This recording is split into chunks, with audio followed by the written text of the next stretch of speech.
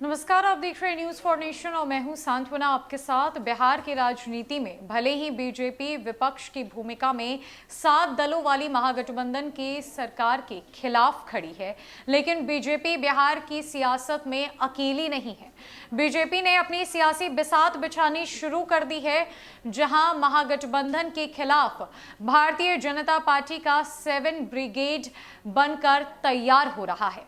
इन दिनों कौन किसके खिलाफ हो रहा है, किसके रास्ते एक दूसरे के विरोध में जा रहे हैं, कौन किसके साथ है, कौन किसका दुश्मन और कौन किसका दोस्त है, बिहार की राजनीति में धीरे धीरे ये बातें उभर कर सामने आने लगी है।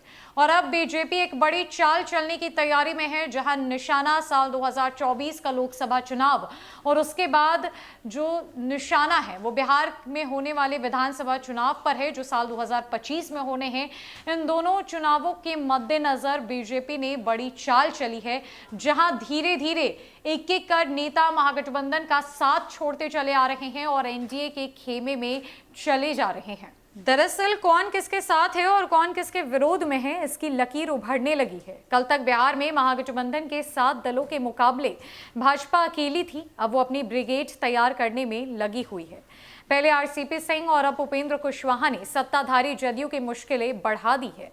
कभी सीएम नीतीश के खास रहे दोनों नेता अब बीजेपी के लिए किसी संजीवनी से कम नहीं है। भाजपा को इस बात की खुशी है कि दोनों बागी नेता आने वाले चुनाव में महागठबंधन की राह में रोड़ा अटका सकते हैं। जदयू से अलग होकर कुशवाहा ने नई पार्टी बना ली है। दूसरे दिन ही बिहार भाजपा के प्रदेश अध्यक्ष संजय जायसवाल ने उपेंद्र कुशवाहा के घर पर जाके उनसे मुलाकात कर ली। दोनों नेताओं के बंद कमरे में हुई मुलाकात ने सियासी पारा चढ़ा दिया है। कयास लगाए जा रहे हैं कि आने वाले चुनावों में कुशवाहा एनडीए का हिस्सा रहेंगे।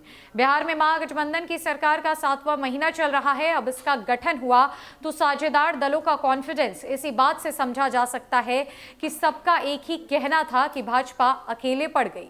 महागठबंधन में कुल 7 दल शामिल है। इसमें नीतीश कुमार की जनता दल यूनाइटेड, लालू यादव की राष्ट्रीय Janata Dal, Congress, Hindustani Awam Morcha, secular, CPI, CPIM और सीपीआईएमएल भी शामिल है। 4 दल सरकार में है और 3 बाहर से समर्थन दे रहे हैं।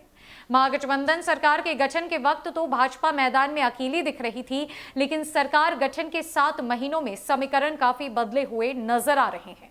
एक और 7 पार्टियों के समर्थन से चल रही महागठबंधन सरकार के खिलाफ भी अब 7 दल खड़े नजर आ रहे हैं। हर दल नीतीश तेजस्वी सरकार की राह में रोड़े डालने का प्रयास कर रहा है।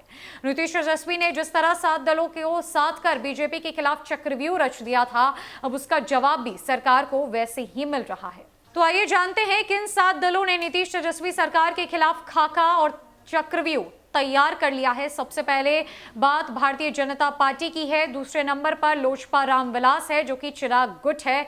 तीसरे नंबर पर रालोजपा पारस गुट है। चौथे नंबर पर राष्ट्रीय लोक जनता दल, जो पार्टी उपेंद्र कुशवाहा की तरफ से 2 दिनों पहले बनाई गई। उसके बाद के नंबर पर आरसीपी सिंह आते हैं। फिर एआईएमआईएम की पार्टी यानी कि ऑल इंडिया मजलिसे इत्तेहादुल मुस्लिमीन की पार्टी आती है। प्रशांत किशोर भी इसी कड़ी में शामिल है। तो वहीं मुकेश सैनी की पार्टी विकासशील इंसान पार्टी भी पीछे नहीं है। भले ही बिहार की सरकार 7 दलों की मिलीजुली महागठबंधन की सरकार हो, पर बीजेपी ने भी अपने 7 ब्रिगेड्स तैयार कर लिए हैं, जहां कई दल नीतीश और तेजस्वी की राह पर रोड़ा बनने को पूरी तरीके से तैयार है।